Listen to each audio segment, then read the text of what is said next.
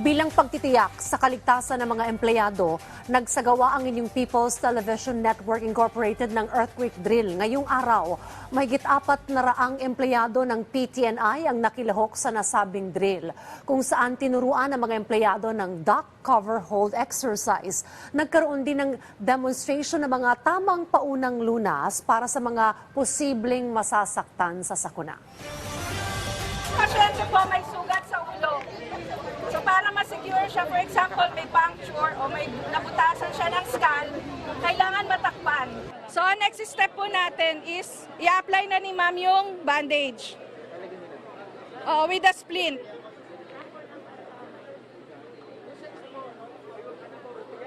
Sige. So ayan po, nakatupi siya sa dalawa. Ma'am, usog lang po para makita. Ayan po. And then, i-open natin uli siya.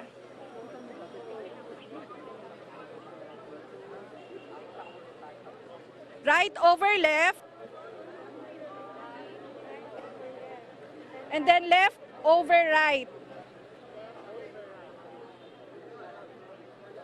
Tapos yung left ear, dadali natin siya towards the right direction.